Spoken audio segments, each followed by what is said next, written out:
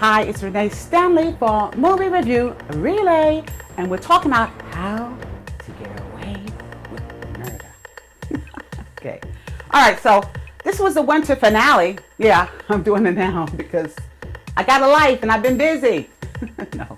All right, so as you guys all know, Alfred Enoch, all right, is the one who was under the sheet. Yeah, I said that because I waited until you guys all knew. You guys saw it, you know by now. I mean, he was on Jimmy Kimmel a few minutes after the episode aired, so then everybody knew, right? Okay.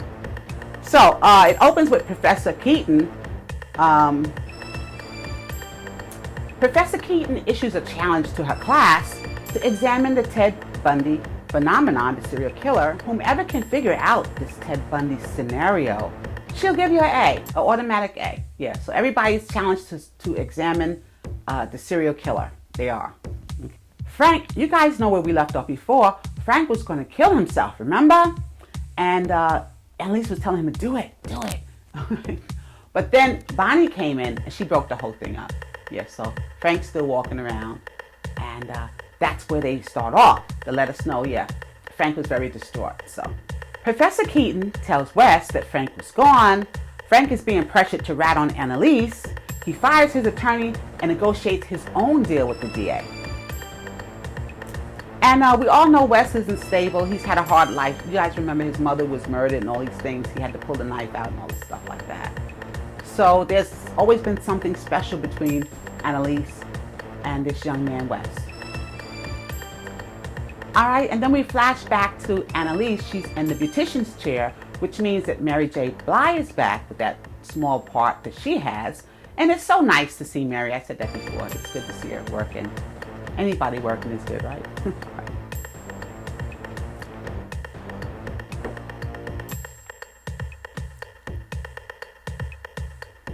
All right, and so like most of us do when we go to the beautician, yeah, we talk to the beautician. The beautician has a lot of secrets that she knows. Most people know this, right?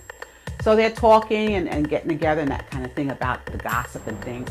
And Mary J. Blige just happens, her character, I should say, the beautician, just Rose, that's her name, all right. So Rose just happens to mention that Professor Keaton's colleague, the DA, you know, the one that's sleeping with Nate, was over to the beautician's chair in her office, in her beauty shop. All right. So Annalise, hearing that, realizes that the DA, her rival in love and professional life, is basically spying on her. All right. So of course, Annalise confronts the prosecutor and says, "Stop spying on me." You know, Annalise is that kind of person. She'll just come right at you. "Are you investigating me? Stop investigating me. Why are you doing it?" Okay. Annalise, okay. So then Annalise confronts Nate. "Yeah, what are you doing? You know, is it about love or is it about me? Whatever it is." But then Nate goes and confronts the DA, the prosecutor, the young woman that's been spying on Annalise. Okay. So it's everybody confronting one another. Confrontation between Nate and Annalise is very, very mean. And afterward, Annalise is exhausted, so she turns to alcohol. Now remember, she's supposed to be stopping all of this drinking so she can keep her job. That was one of the conditions, all this kind of stuff, right? But now, yes, she starts drinking again. Back to the vodka. All right, so she begins to ponder her life. You know, she's on the floor now, laid out. She's all turned up. And she starts thinking about Rebecca. She has Rebecca's file. And Annalise actually goes so far as to make a pass at Bonnie. Yeah. Bonnie pushes her back and tells her, "Just rest," you know.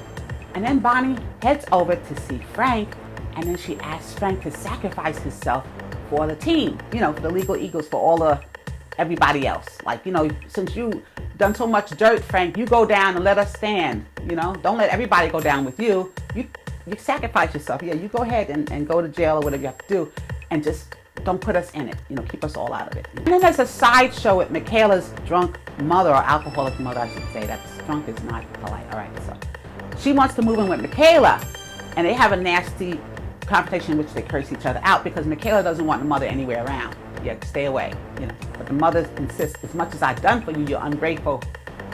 I don't know if I should say the word. Yeah, she calls her an ungrateful little hoe.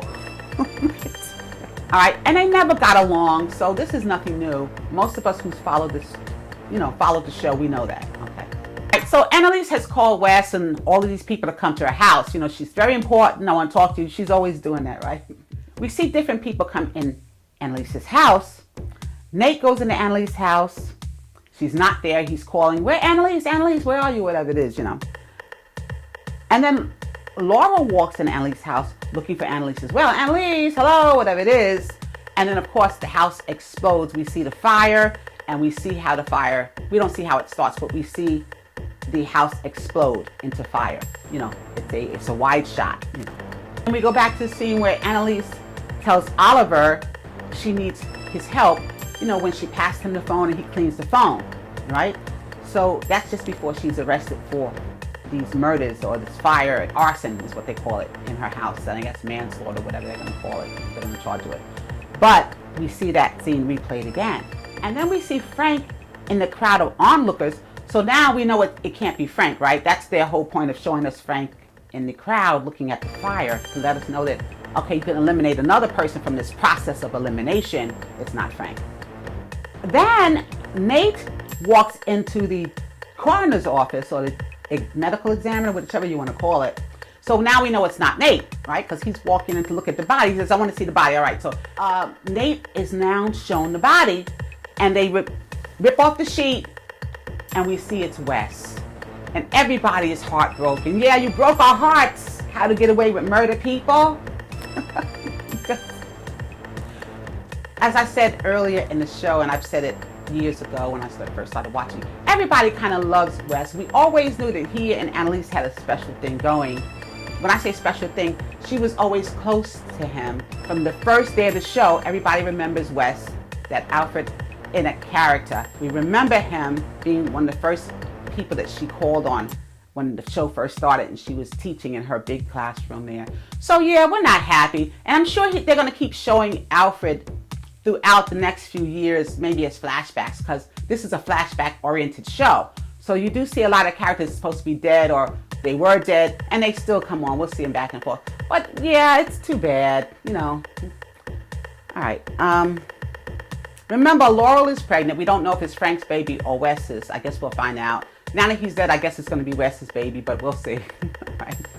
And I know a lot of people were disappointed with that, with it being Wes under the sheet. A lot of people were. But, you know, it's the same thing that we have to say about every show that we watch.